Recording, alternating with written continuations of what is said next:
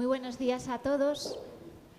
Gracias por haber venido a esta conferencia de Servicio de Extensión Universitaria. Y hoy tenemos con nosotros a Carmen Gómez, que es catedrática de Historia del Instituto Isabel de Castilla. Si alguno viene de Ávila, quizá conozca el instituto.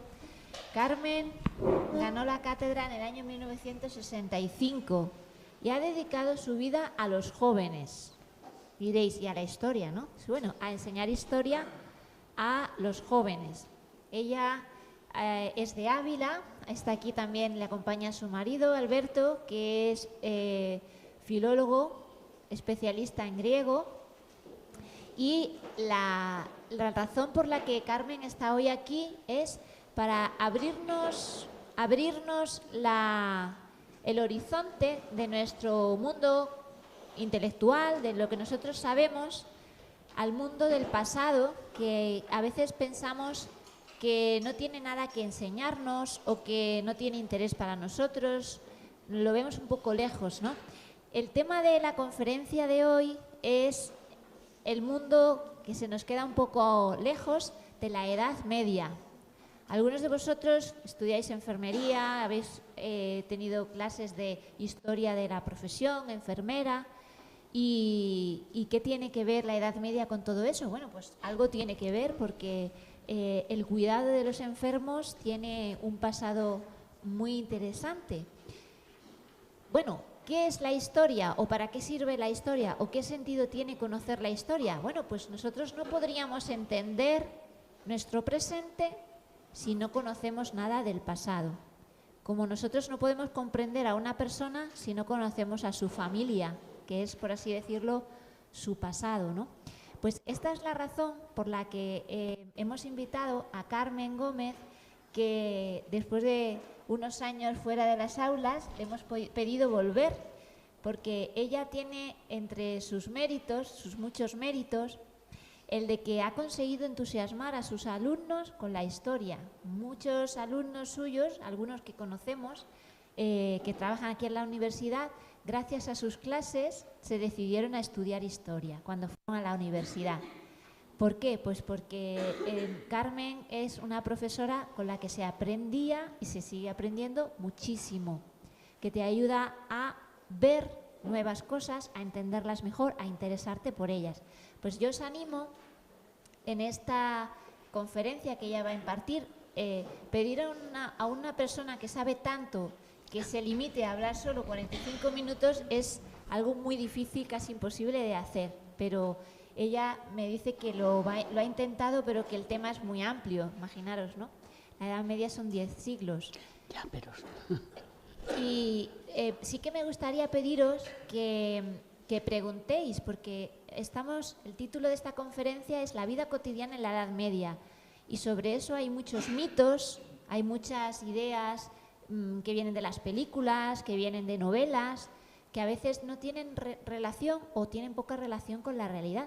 Y me gustaría que preguntarais si son curiosidades, si son dudas, pero que aprovechéis que tenemos aquí a una de las grandes expertas en historia que tenemos aquí en Ávila para poderlas resolver, ¿vale? Y con esto pues le doy la palabra a Carmen. Muchas gracias por aceptar la invitación. Vale. Está encendido el micrófono cuando quieras. Bueno, buenos días. Agradezco mucho la invitación, creo que un poco inmerecida, para hablar ante ustedes de un tema que para mí es importantísimo. Claro, con toda la historia me interesa, pero la Edad Media en realidad ha sido una de mis pasiones a lo largo de mi carrera docente y también como estudiante. Creo que Sara se ha excedido un poco en sus elogios y de todas maneras espero no aburrirles demasiado, y lo que quiero dejar claro es explicarles a ustedes que vamos a hablar de un periodo que abarca casi 1000 años de historia, desde el siglo V hasta el siglo XV de nuestra era, y que comienza con la desaparición del primer gran imperio que ha habido en Europa occidental, que ha sido el Imperio Romano. Como ustedes saben y recuerdan, todos ellos, lo que vamos a hacer fundamentalmente es recordar. Todo lo que vamos a decir alguna vez lo han estudiado ustedes. Lo que pasa es que el tiempo pasa y las cosas se olvidan, y espero que esto sirva de recordatorio para todos.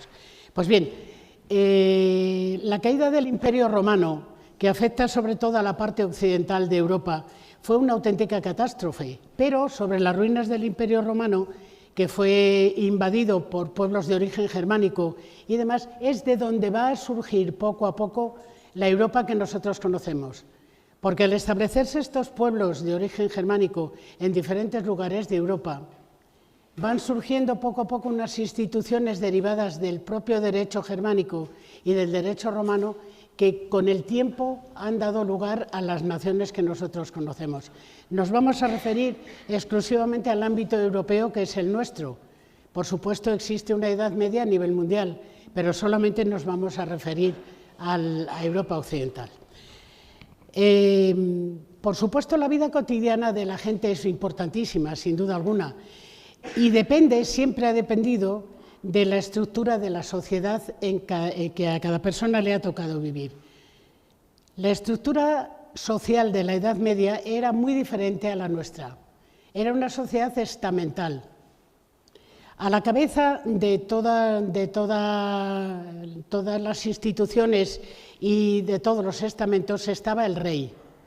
O sea, eran monarquías donde el rey tenía prácticamente un enorme poder. No tanto como tendrían después los monarcas absolutos de la Edad Moderna, pero sí mucho.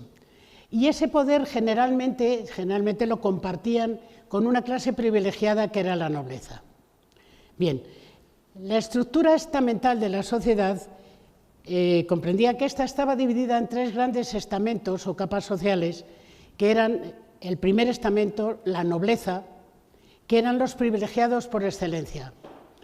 Ellos ocupaban todos los cargos importantes de la administración de un país. Además, eran los jefes del ejército, eran los consejeros del rey, formaban parte del aula regia o de lo que constituye la primera célula, por decirlo así, de los parlamentos, ¿no? Y además eran riquísimos, eran los que poseían una cantidad enorme de tierras, generalmente entregadas por los reyes, y tenían derechos enormes sobre los trabajadores que trabajaban en esas tierras. Bien, eran además los que se encargaban de administrar justicia en los territorios que eran de su propiedad. Bien, el segundo estamento estaba formado por los clérigos, era el clero, y era un clero regular y un clero secular. El clero secular era el que se encargaba de la custodia de almas entre la gente normal y corriente, y vivía pues prácticamente igual que un campesino o igual que un trabajador en la ciudad. Y el clero regular era el que formaba parte de las órdenes religiosas, que tuvieron una enorme importancia a lo largo de la Edad Media en todos los aspectos, y además eran los encargados de la guía de almas y también de la conservación de la cultura. Sobre todo la tarea llevada a cabo por los monasterios en primer lugar y en segundo lugar por las escuelas urbanas que dependían muchas veces de las catedrales. Bien, pero además los clérigos tenían a veces también grandes feudos, grandes extensiones de terreno, de los cuales eran completamente señores, igual que los nobles. Era también en cierto modo un estamento privilegiado. Los nobles no pagaban impuestos, el clero en aquella época tampoco. Bien, y por supuesto en las extensiones de terreno, en los feudos que dependían del clero, también había trabajadores que eran los que llevaban a cabo, pues digamos, el peso de la estructura económica, sobre todo en un principio de la Edad Media. Bien, el tercer estado, el tercer estamento de la sociedad era el pueblo. Y la inmensa mayoría de la población en aquella época residía en el campo, era una población rural. Por supuesto, los campesinos se dedicaban al cultivo de la tierra y al cuidado de la ganadería. Eran los dos grandes recursos económicos del momento, o sea, los productos agrícolas y los productos ganaderos.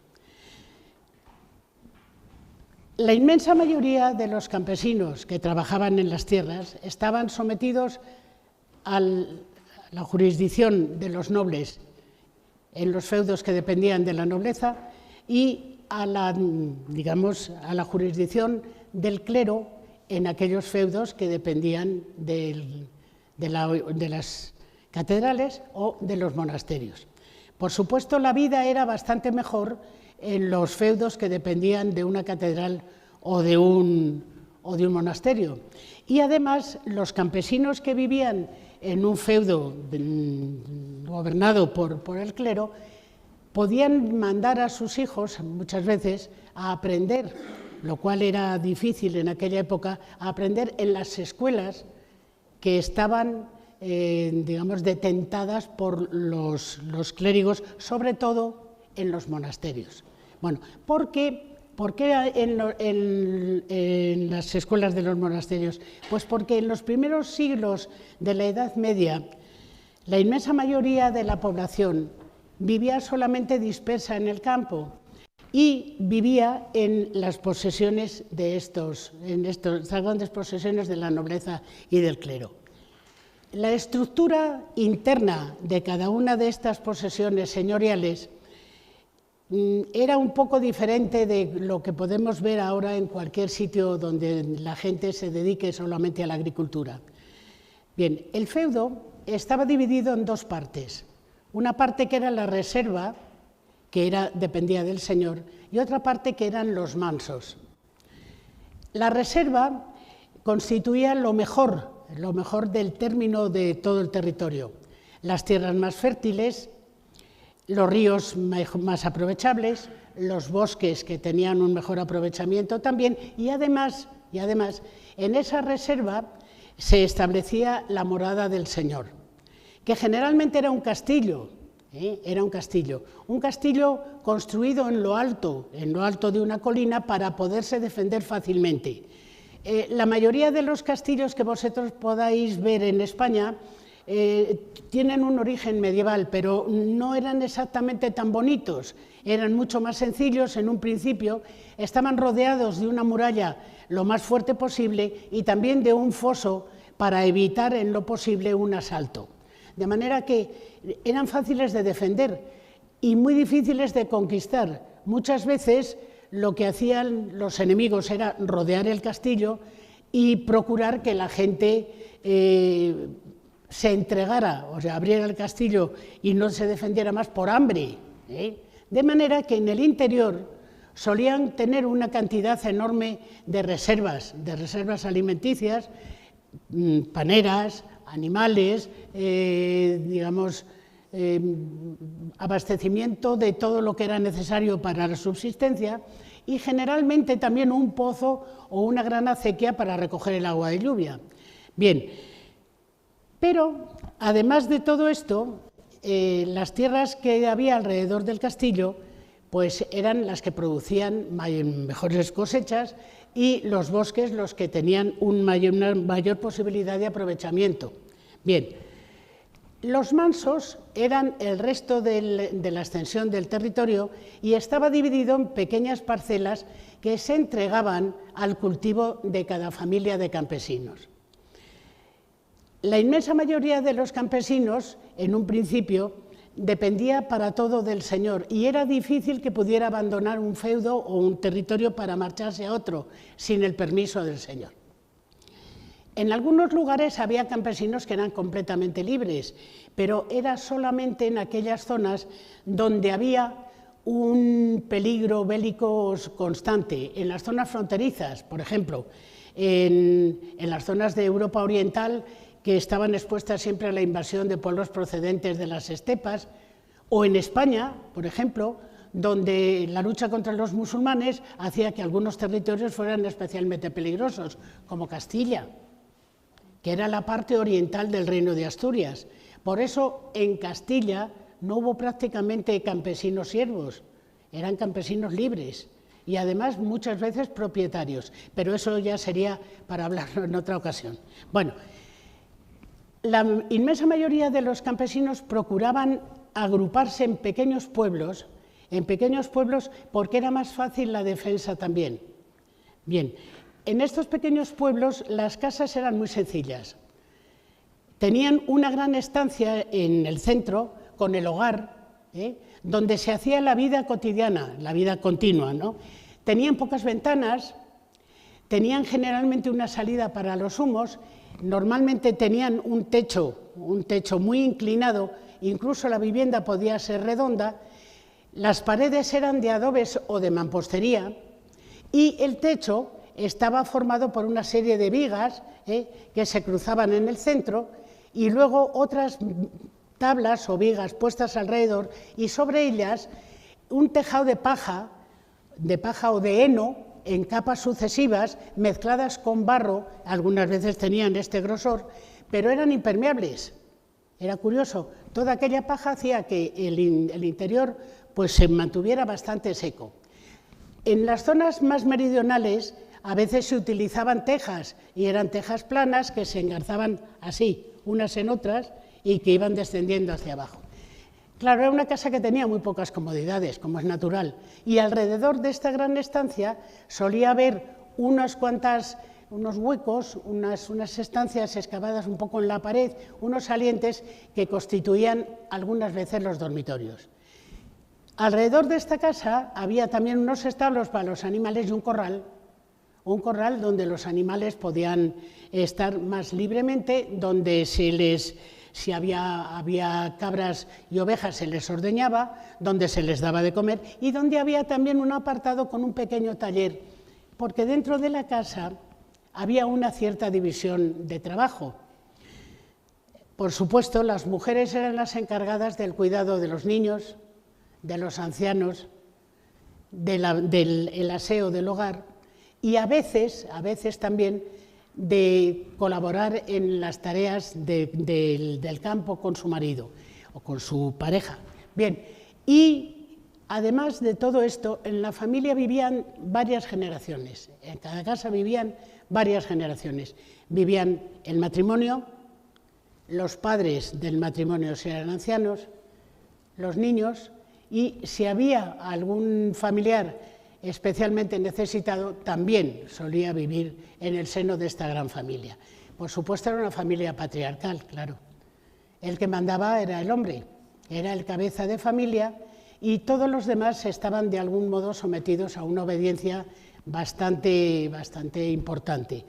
Y era además muy importante también vigilar la moralidad de cualquiera, pero sobre todo de las chicas, de las mujeres.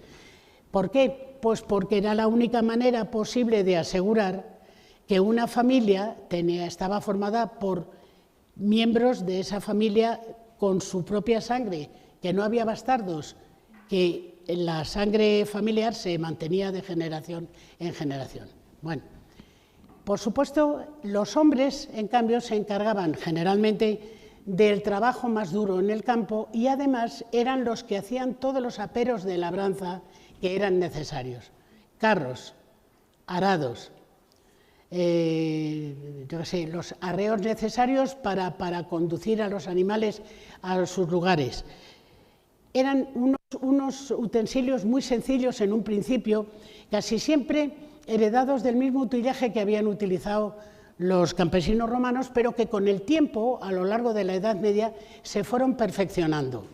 Y aparecen arados de vertederas, aparece un sistema de rotación bienal, primero dejando una parte del campo sin cultivar y otra parte del campo cultivada, o bien trienal, con 3 hojas, dividiendo el campo que tenían que cultivar en 3 hojas, de manera que un año se sembraba de cereales, otro año se sembraba, un año se sembraba de cereales, pero antes, el año anterior, ese campo de cereales había estado sembrado de legumbres y el año anterior había estado en barbecho, de manera que un año se dejaba descansar, al año siguiente esa tierra que había descansado se sembraba de legumbres, porque las legumbres tenían la facultad de absorber el nitrógeno de la atmósfera y eso era un fertilizante importante y al tercer año se sembraba de cereales para obtener una cosecha mejor.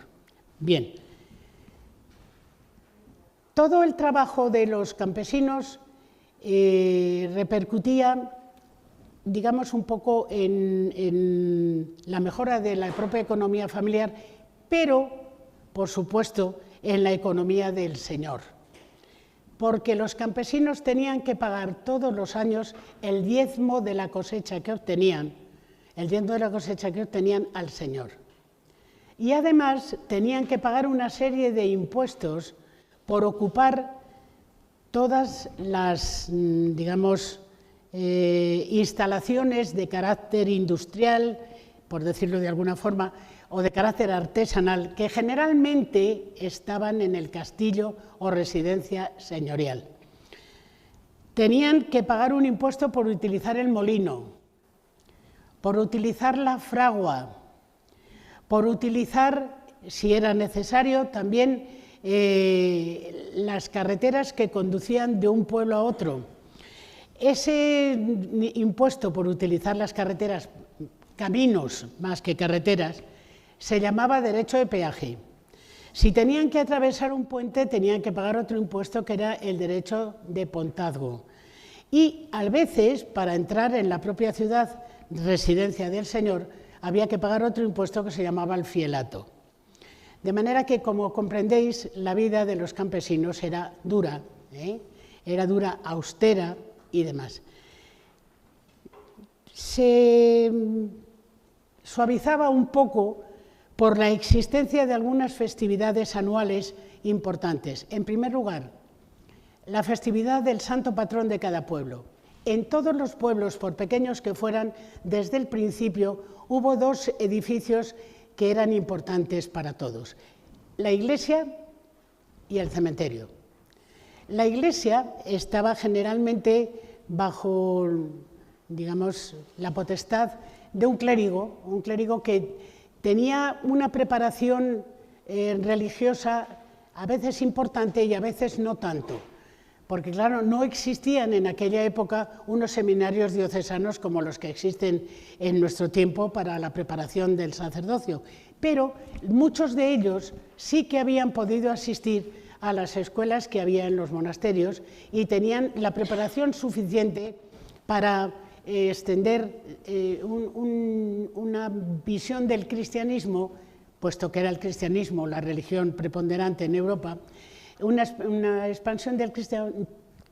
visión del cristianismo sencilla, pero suficiente. ¿Cómo vivían? Vivían exactamente igual que un campesino, con la misma austeridad y con, no sé, a veces casi por una economía de subsistencia, incluso trabajaban con sus propias manos. Bien, y el cementerio era un lugar que tenía también una importancia enorme porque allí se guardaban siempre los restos de los difuntos. La fiesta del santo patrón de cada pueblo incluía también a veces una peregrinación o una pequeña romería de pueblo en pueblo, porque iban los habitantes de un pueblo a los de otro, y entonces se aprovechaba también para hacer un pequeño mercado de objetos artesanales que se podían vender, porque las mujeres, sobre todo las mujeres, los hombres también, pero las mujeres eran las encargadas de hilar y de tejer, y se vendían tejidos que eran muy sencillos, por regla general, generalmente eran de lana o de lino, y también se vendía cerámica porque también hubo unos talleres artesanales desde muy pronto en los pueblos.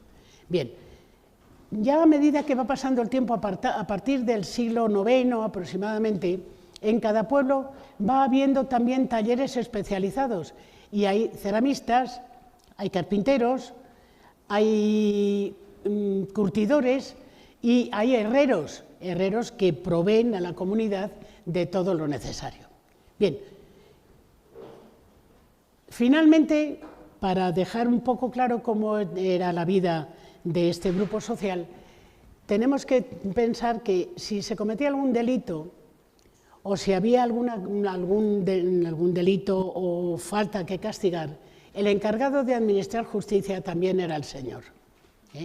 También era el señor, aunque poco a poco se va extendiendo por toda Europa un tipo de tribunal diferente, unos tribunales que son nombrados, si pueden, directamente por los reyes, sobre todo a partir del siglo XIII. Bien, Todo esto ocurre fundamentalmente, este predominio de la población rural, hasta el siglo X. A partir del siglo X existe una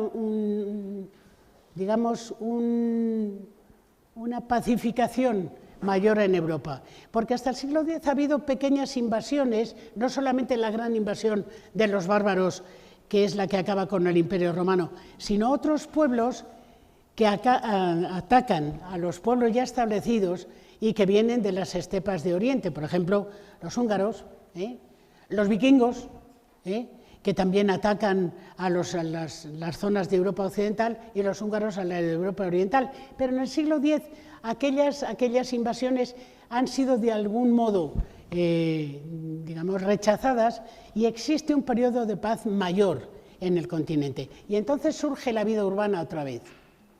Las ciudades que habían sido importantísimas durante la Edad Antigua y durante el Imperio Romano prácticamente habían desaparecido.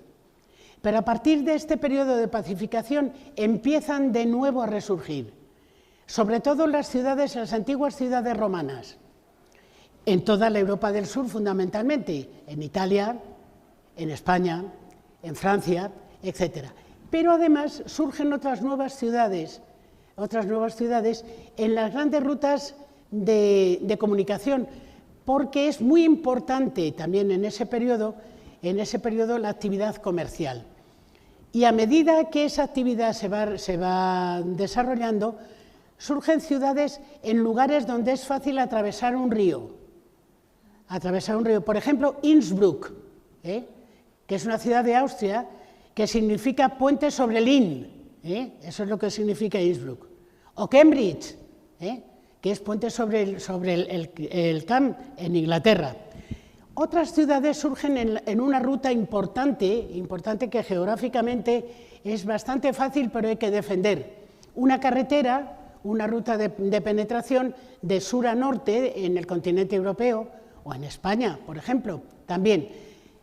La más importante de todas ellas, o la que tiene el nombre más que alude más a este hecho de que fue fundada en una gran vía de comunicación, es Estrasburgo, ciudad de la carretera, que está al lado del Rin, y que servía para unir los territorios del sur de Europa con los territorios del norte, Rin adelante. Bueno, hay otras que surgen también bajo la protección de un gran señor que tiene un gran castillo y que además no tiene inconveniente ninguno en favorecer el establecimiento de comerciantes y de artesanos alrededor de su ciudad. Algunas de ellas son ciudades portuarias, como Hamburgo. Burg significa castillo. Hamburgo es una ciudad portuaria defendida por una gran fortaleza. Burgos, en España, también, en una ruta de peregrinación que iba a Santiago de Compostela y que además era una ruta de peregrinación religiosa y comercial, porque se desarrolla una gran actividad comercial también en ese sentido. Otras ciudades nacen también al otro lado de los Alpes, porque claro, la comunicación con la Europa del Sur y la Europa del Norte era difícil atravesando los Alpes, sobre todo por el Brennero.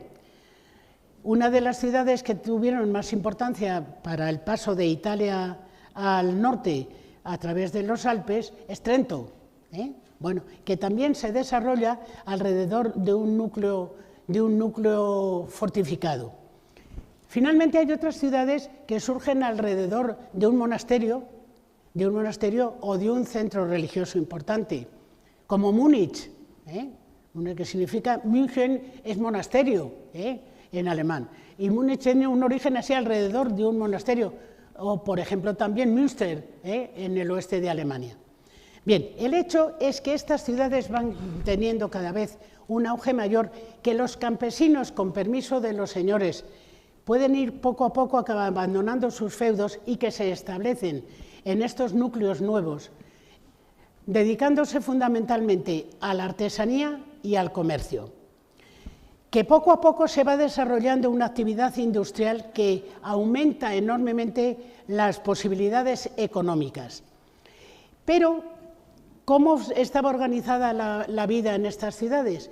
Pues, curiosamente, de una manera muy inteligente, que ha durado hasta la Revolución Francesa prácticamente. Todos los artesanos y comerciantes estaban organizados en gremios, y había una jerarquía establecida también dentro de cada uno de esos gremios. Había un gremio de tejedores, un gremio de curtidores, un gremio de herreros, un gremio de albañiles, etcétera, un gremio de carpinteros.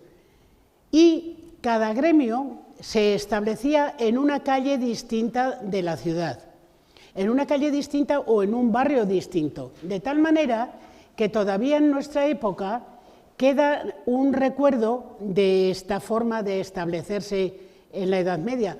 En Madrid, que no era una ciudad especialmente importante, cualquiera de vosotros que haya ido habrá pasado por la Ribera de Curtidores, por el Arco de Cuchilleros, etcétera, etcétera. Bueno, así que siguen llamándose las calles de esta manera porque in illo tempore, pues ahí vivían los cuchilleros, ahí trabajaban los albañiles o ahí trabajaban los curtidores.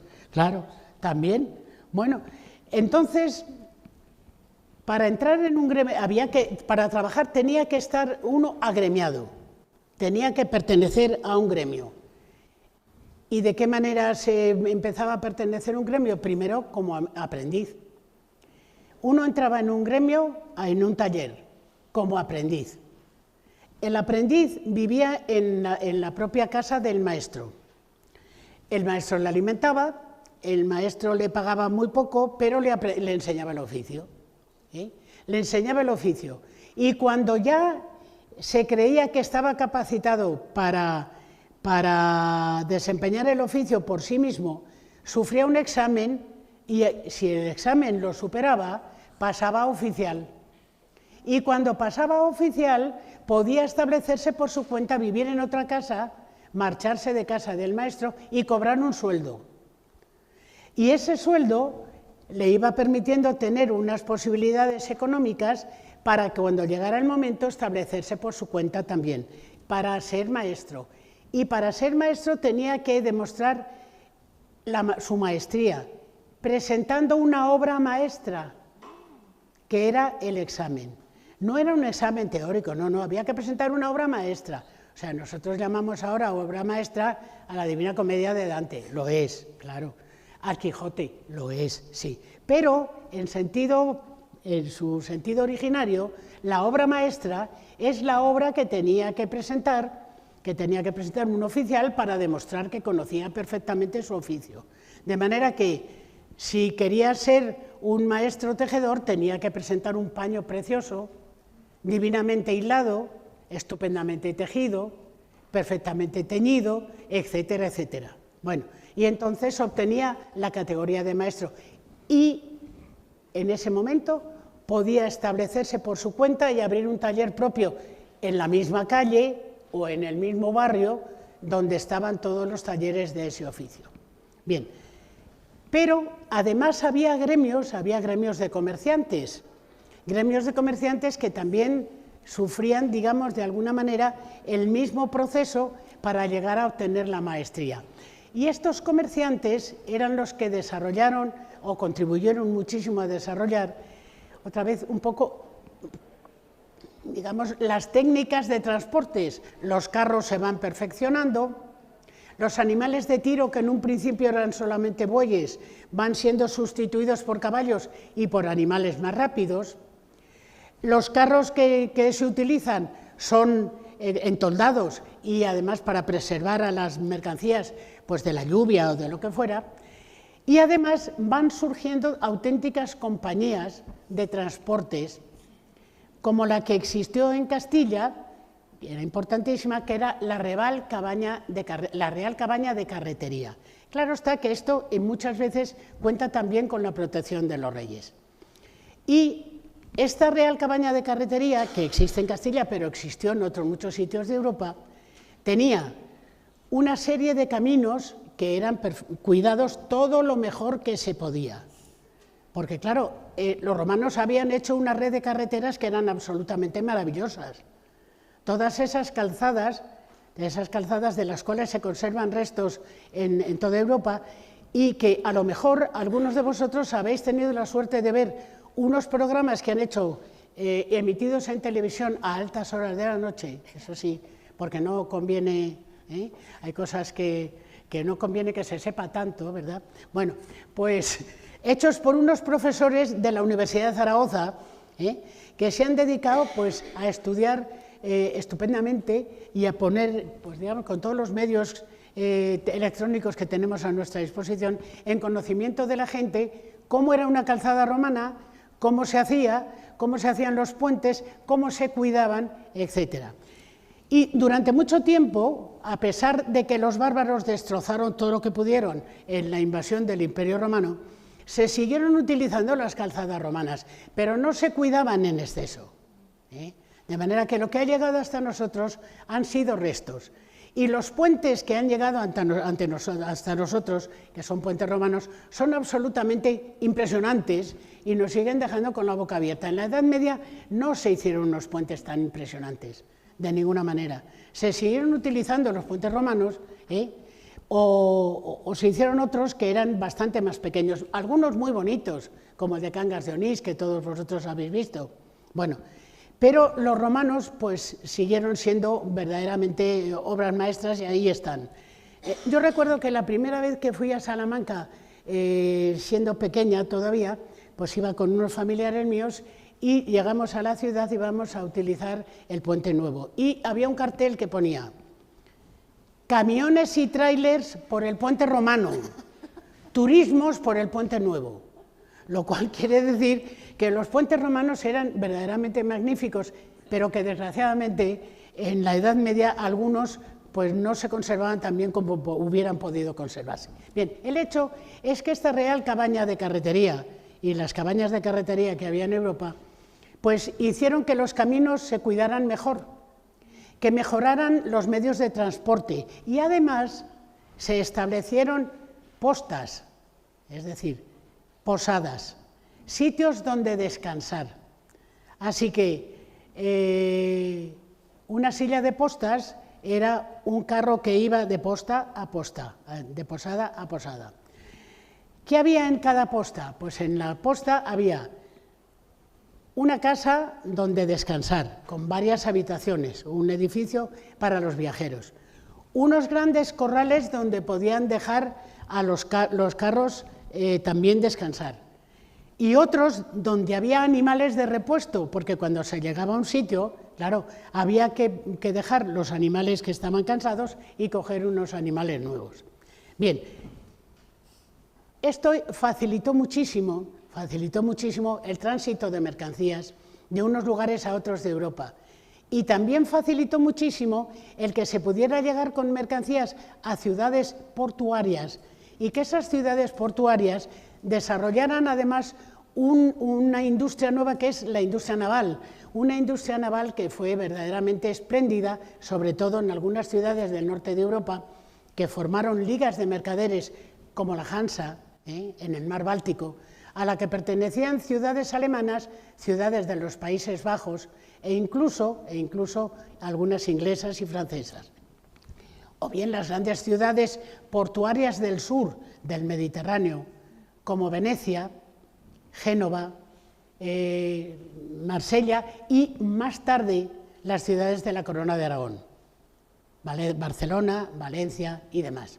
Bueno, como comprenderéis, todo esto no se logra de un día para otro, es un proceso largo que dura todo el tiempo de la Edad Media y además hace que sea posible un progreso económico importantísimo, y al haber más dinero hay también más tiempo libre, y el tiempo libre se puede dedicar no solamente a producir productos de primera necesidad y de subsistencia, sino que deja tiempo para el espíritu, para el estudio. Bien, los gremios en las ciudades pagaban unos impuestos al señor, algunas veces, al rey, sobre todo a partir del siglo XIII, y además pagaban unos impuestos para una caja de comunidad, es decir, una especie de ahorro comunitario por si había que socorrer a algún trabajador necesitado en algún momento. Y parte de ese dinero comunitario se dedicaba también a la construcción de hospitales. En la construcción de hospitales intervinieron el dinero de los gremios y también la protección de los obispos de cada ciudad. De manera que todavía se conservan algunos hospitales antiguos, como el Hospital del Rey de Barcelona, el de Burgos, o la Charité-sur-Loire en Francia, que es un sitio pues, verdaderamente interesantísimo. Bueno, en esos hospitales la asistencia médica, como comprenderéis, no podía ser idéntica a la que tenemos ahora, pero había también unos conocimientos médicos que todos derivan de la antigüedad, como es natural. Se van poco a poco aprendiendo métodos de curación nuevos, heredados de la antigüedad, pero que han llegado al mundo occidental a través de los árabes. Los árabes que estuvieron en contacto con el Imperio Bizantino, donde no se había perdido del todo, nunca, la ciencia antigua, fueron grandes médicos, y los judíos también. Y por medio de España, de las traducciones que se hicieron en la Escuela de Traductores de Toledo y demás, bueno, hubo un conocimiento mayor de la medicina antigua y se enseña poco a poco unos métodos de atención sanitaria pues bastante mejores de los que hubo en un principio. Finalmente, este tiempo libre y estas posibilidades económicas hicieron posible que la gente tuviera un mayor acceso a la cultura.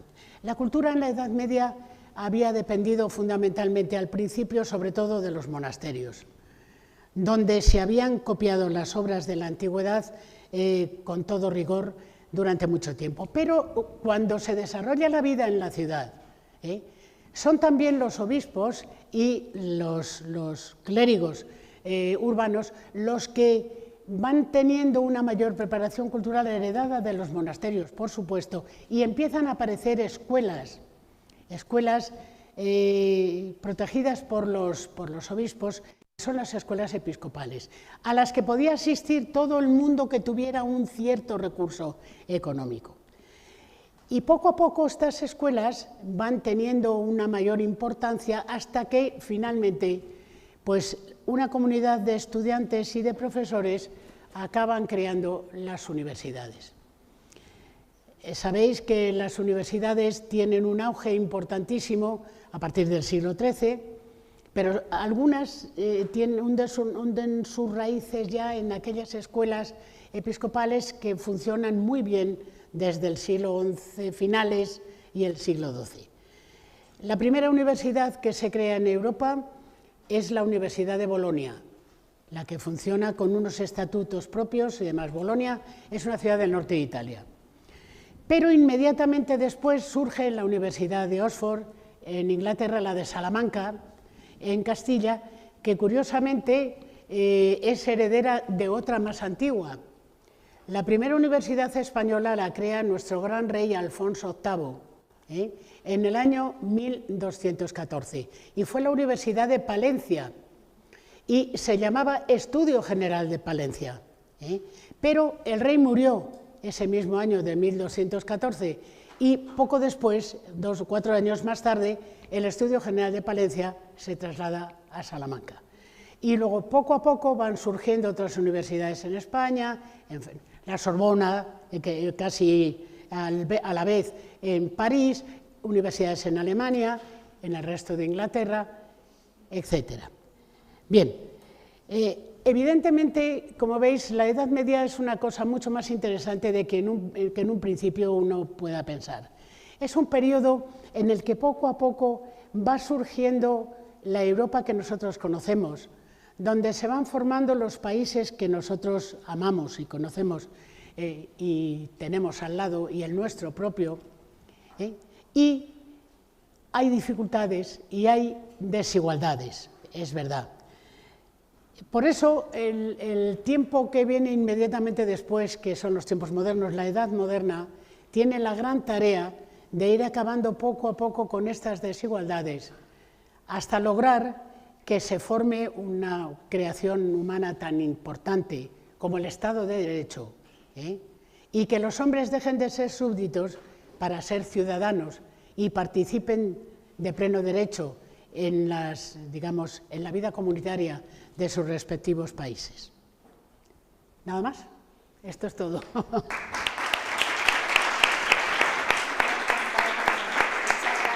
De nada.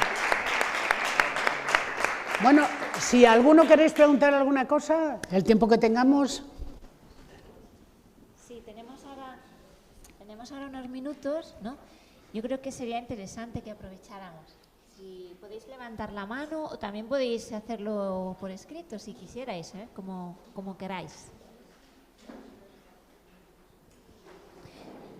Mientras alguno pregunta o piensa si quiere preguntar alguna cosa, yo aprovecho para hacerte una pregunta muy general, Carmen. Y es, quizá no es tan fácil responder en 2 frases lo que te quiero preguntar, y es, ¿cómo es posible que una edad tan rica, tan variada, con tantas cosas, con tantos méritos de cómo se va logrando salir de una situación muy difícil, creciendo siempre, cómo es posible que con tanta frecuencia se piense o se asocie la Edad Media a una época oscura, muy asociada a una forma de vida, bueno, sí, penosa, ¿no? Porque es verdad que lo ha sido, ¿no? Sí, en un principio ha sido una vida penosa, pero no siempre fue penosa. Poquito a poco se va saliendo, de aquella economía tan precaria y de aquella vida tan dura para ir adquiriendo una cierta comodidad y, sobre todo, pues dejar de depender exclusivamente de la subsistencia material para tener tiempo para dedicarlo al espíritu. Otra cosa importante que no hemos dicho, porque es imposible hablar de todo. Claro, otro de los logros absolutamente maravillosos de la Edad Media es el arte, pero no podemos hablar, si nos metemos a hablar de arte ya no hablamos de otra cosa. Así que eso para más adelante. Pero claro, una cosa tan maravillosa como una catedral gótica, no se puede pensar en absoluto que es propio de una sociedad de bárbaros, brutos, ignorantes y salvajes. Eso es imposible, ¿no? Así que cualquiera, la nuestra, por ejemplo, es una maravilla de catedral, pero ya puestos ya al colmo de la belleza, pues digamos, yo qué sé, la catedral, la de León, con aquellas vidrieras increíbles y aquella prácticamente inexistencia de muros y que sean todo vanos. Eso es una cosa que no se puede lograr sin un conocimiento importantísimo de las matemáticas, de la resistencia de materiales, y sin un espíritu que hiciera posible la creación de una maravilla tan grande que estaba dedicada al honor de Dios, que quede claro. O sea, ese aspecto ascensional que tienen las catedrales góticas era una manera de buscar la cercanía de Dios. Cuidado. ¿Pero por qué? Pues porque estamos en una época donde, por desgracia, muchas de estas cosas que han sido importantísimas a lo largo de la historia para el ser humano se han olvidado. Vivimos en una sociedad demasiado materialista. Entonces, un periodo donde la espiritualidad tenía una importancia enorme ha sido bastante denostado. ¿Cuándo empieza a denostarse la Edad Media? Pues probablemente en el Renacimiento. Es una pena, pero es así. El Renacimiento, que supone una vuelta al conocimiento de aquella cultura absolutamente asombrosa que fue la cultura griega y romana, resulta que tiene también su lado oscuro, y es el denostar. Es precisamente un periodo donde no era el hombre lo más importante, sino Dios. Era una sociedad teocrática, es verdad, lo era, pero yo creo que es perfectamente compatible el pensar que la sociedad puede estar formada por la materia y el espíritu, por el conocimiento y la fe, y por la existencia material cómoda y a la vez la aspiración a una vida más espiritual. Creo que fundamentalmente la cosa ha ido por ahí, y luego a lo largo de los años de la edad moderna y contemporánea sí que es verdad que ha habido cada vez una secularización más grande, y hemos llegado a un momento en que hemos separado por completo el progreso material del progreso espiritual. Creo que deberían haber ido a la par, ¿eh? Debería haber habido un progreso material y un progreso científico y tecnológico admirables, desde luego, pero que hubiera debido ser paralelo al mismo progreso en el aspecto espiritual y también intelectual. Dime, cuidado.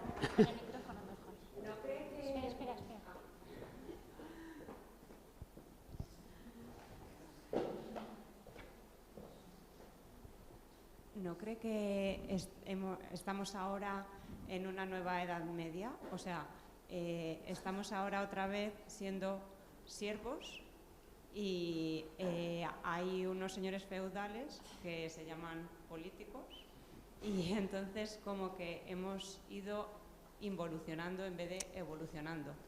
O sea, llegamos a un momento en el que hubo, aunque los reyes eran absolutos, luego en el siglo XVIII, o corríjame más o menos, luego sí que estaban como los ciudadanos eran libres e independientes. Sin embargo, ahora estamos otra vez siervos de esos señores feudales llamados políticos. Vamos a ver. Claro, sí, desgraciadamente el problema de la libertad creo que es un tema que quizá les corresponde más a los filósofos que a los historiadores, en cierto modo, porque ellos han estudiado más este tipo de problemática en profundidad. Vamos a ver, sí, es verdad que a lo largo de la Edad Moderna se ha conseguido, en la Edad Media se consiguieron cosas con mucho tiempo, con mucho esfuerzo, y 1000 años dan mucho de sí, ¿eh?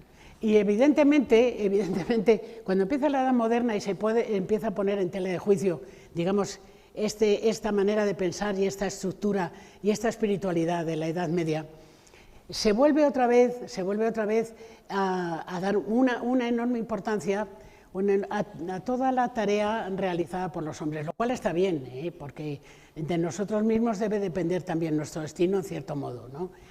Y hay unos logros que tú dices que se llega, en la Edad Media se va procurando ir quitándose de en medio la autoridad de los señores feudales y se va entregando un poder cada vez más al rey, porque el rey se convierte en el defensor de toda la sociedad, de los trabajadores que viven en el campo, de los trabajadores que viven en la ciudad, en contra de los nobles que constituyen siempre un hándicap para la formación de un Estado moderno.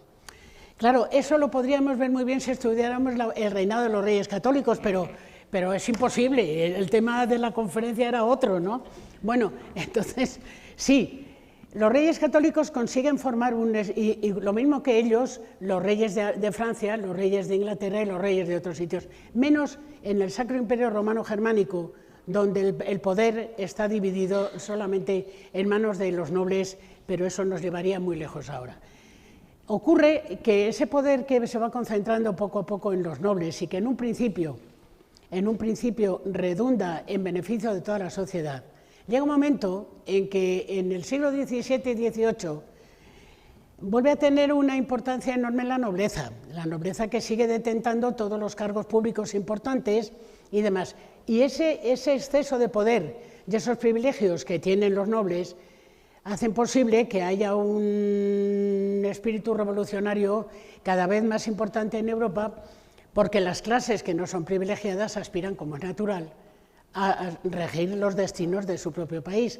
Ese es uno de los motivos de la Revolución Francesa. Bien, resulta que con todo lo que ocurre en la Revolución Francesa, que ahora no nos vamos a poner a analizar, pues es verdad que en el siglo XIX se consigue que haya una mayor representatividad de toda la sociedad, que exista un Estado de derecho incipiente, donde todo el mundo en teoría tiene los mismos derechos y los mismos deberes, donde si hay monarca, es un monarca constitucional, que tiene que obedecer a una constitución donde figuran las leyes fundamentales del Estado, y que existe además la separación de los tres poderes del Estado, que tiene que existir siempre, para que un Estado sea realmente un Estado de derecho.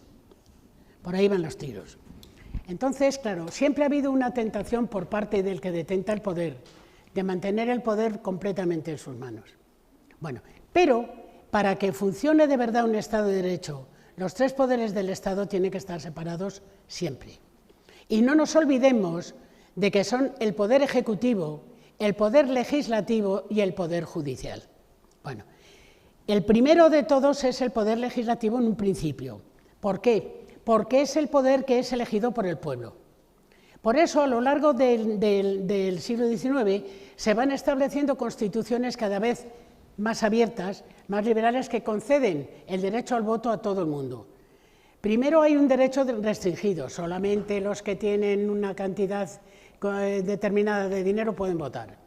Después el sufragio universal, es decir, todos los hombres mayores de edad tienen derecho a votar. Finalmente el derecho femenino, cuando se llega a reconocer que somos iguales, aunque de aspecto seamos distintos, ¿verdad? Bueno, entonces, cuando todo el mundo tiene el derecho a votar y se elige a unos representantes de distintas ideologías políticas, esos señores forman una Asamblea Nacional, llámese Parlamento, Cortes, Estados Generales, como se quiera llamar. Bien, y esos señores hacen las leyes, y el grupo político que ha tenido más cantidad de votos forma un gobierno, y ese gobierno solamente tiene el poder ejecutivo, que es el segundo poder, es decir, el poder de gobernar, y gobernar no es nada más que hacer que se cumplan las leyes, nada más, nada más.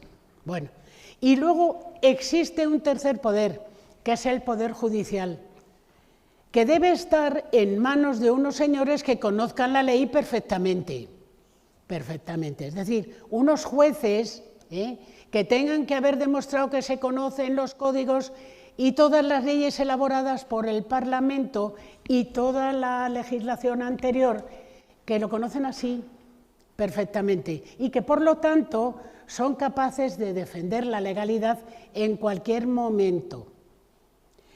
¿De qué manera deben ser elegidos los jueces? Pues cuando demuestren que se conocen el derecho perfectamente. Por eso había oposiciones a judicatura y debería seguir habiéndolas. Lo que no puede ser es que a los jueces se los nombre a dedo, porque son amigos míos o no. Desde el momento en que el Poder Ejecutivo intente someter al Poder Judicial o al Poder Legislativo, mala cosa.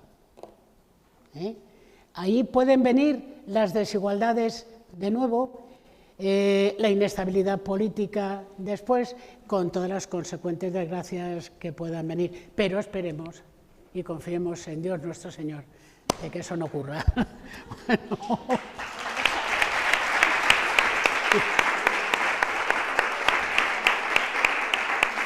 Bueno, pues nos vamos ya, ¿no? Que todo el mundo tiene ganas de comer.